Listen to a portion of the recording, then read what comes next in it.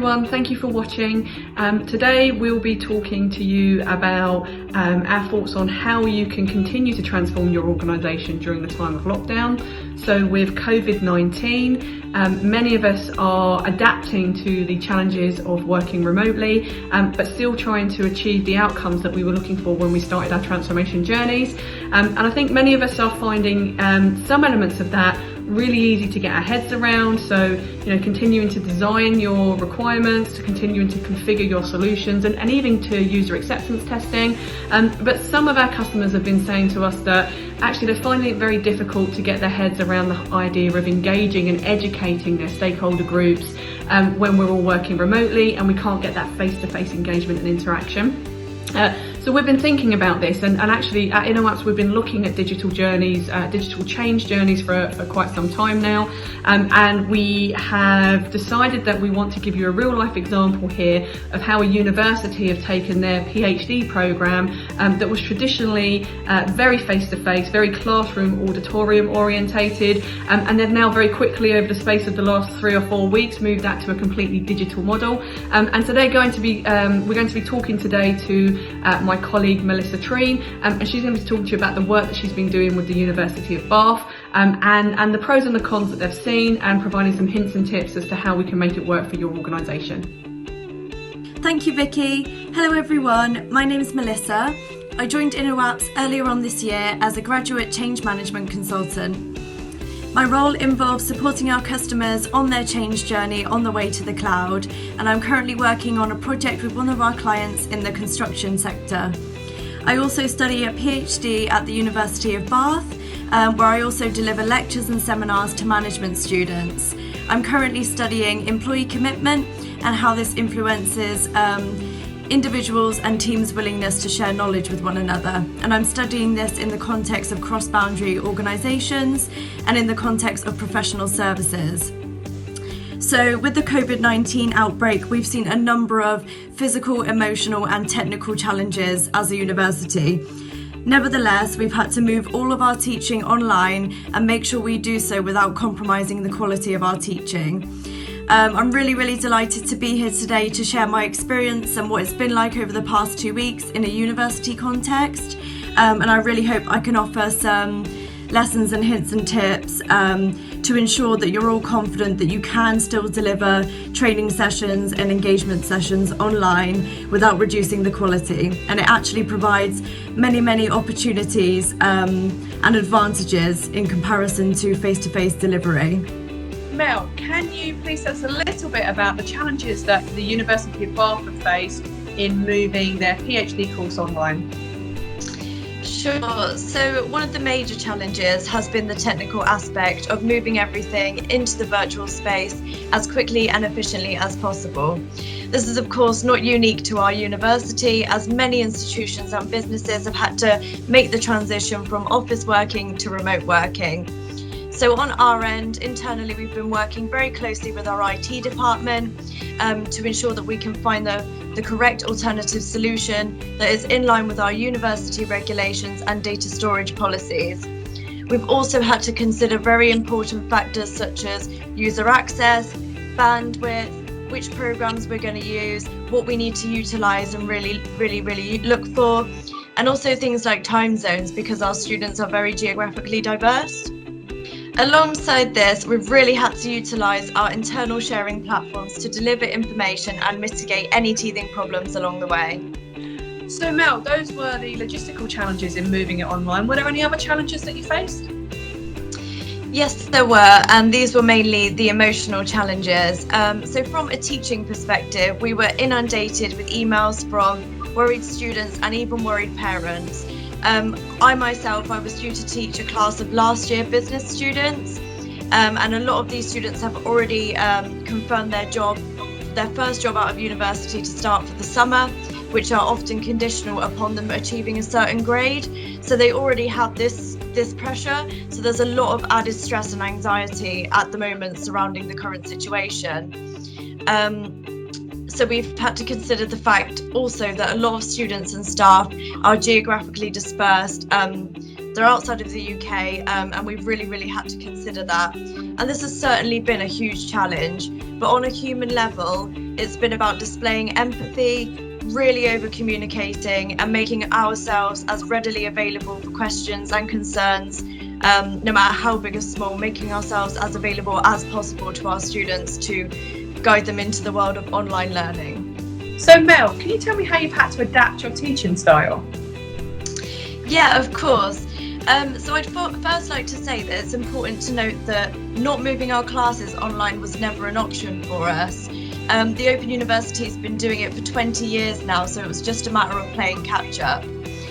So we have had to adapt the content of our courses to ensure that it's going to be efficient and received efficiently for remote learning.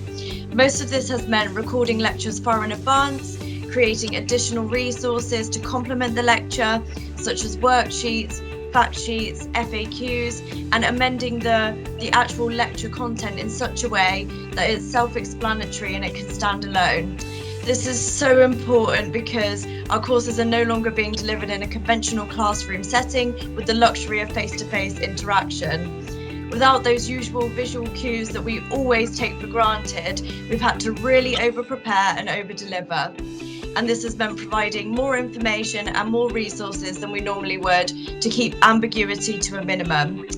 And the positive of this is that students now have access to such a vast variety of detailed information, resources that if they are smart enough, they can take with them beyond university. So for our customers, I think it's really vital at the moment to really make sure we're making use of those internal sharing platforms where you store information, but we're not just parking that information, you're really using it, putting everything in there, keeping everybody up to date and communicating it with everyone. Not only is this going to improve the day-to-day flow of knowledge between individuals and teamwork whilst we work remotely, but this is really going to build valuable organisational capital because it can be used in the future. And that knowledge that is created now during this time, we can really build that up. And because it's going to be able to be used in the future, it gives a great competitive advantage to the organisation. So Mel, you mentioned in your introduction that you're currently assigned to one of InnoApt's customers in the construction sector. How will you be taking your learning from the University of Bath and applying it to their project? So I think this will be really valuable to take with me over to them, because we'll be able to deliver training that may be a 2-hour course and they won't have to travel in for that training. They can all receive it at the same time and learn just as well, and we will all have the confidence that that learning is going to be received and they are going to be able to absorb that information remotely. The second thing that I'm going to take across to that customer project is over communicating, over delivering, and over preparing the content to ensure that it stands alone and it can be received remotely. Awesome, thank you very much, Mel. So I'd like to take this moment to thank Mel for coming along and sharing her insights into how the University of Bath moved their education model online. I'd also like to thank you all for joining us. And we're now going to close down the session, but before we do, I'm going to hand over to Mel and she will leave you with our top 5 tips for how you can apply the University of Bath's experience and learning to your corporate transformations to make sure that even though COVID-19 might be keeping us all locked down, it's not beating us, it's not stopping us from reaching our stakeholders, engaging with them and ensuring that they get the training and education journey that they deserve so that your projects are successful at go live. I'll leave you with a goodbye and a stay safe. Thank you, Vicky, and thank you so much to everybody that's watching. So my first point would be to ensure that you're catering to different learning styles with your training materials. And this is really important because somebody that learns by doing might find it a little bit more difficult to learn remotely than those visual or auditory learners. And I think a way that we can facilitate this is by ensuring that we use a diverse mix of resources, whether that be YouTube, case studies, quizzes, pre-recorded sessions, live sessions, Q&As, even social media and blog posts. My second point would be to really over-communicate, over-prepare and over-deliver. And by this, I mean ensuring that the content is strong enough and detailed enough to stand on its own so that that information can be absorbed remotely. The third point is the really simple point of ensuring that you're utilising the instant messaging functionalities. This is so important because it can really give opportunities for those people who are normally hesitant to speak up and ask questions, and it can really drive discussion and engagement without those time constraints that we normally have in the office. The fourth point would be to really utilise your internal sharing platforms, and by this I mean SharePoint and those places where we usually have our explicit knowledge, our documents, and we park them in there. Whilst now we're all working at home, we're all isolated in this lockdown and working remotely, it's really important that those SharePoints and those platforms are kept up to date and everything is communicated to each other so that we can all work together and more efficiently. My final point is, although we are in really uncertain times at the moment, we really need to look at this as an opportunity to improve our knowledge sharing capabilities. We can really look at how we can be innovative and creative during this situation, and that's really going to have such positive implications for how work is organised after this and for when we get back to normality. Thank you so much for listening. Please stay safe and stay strong.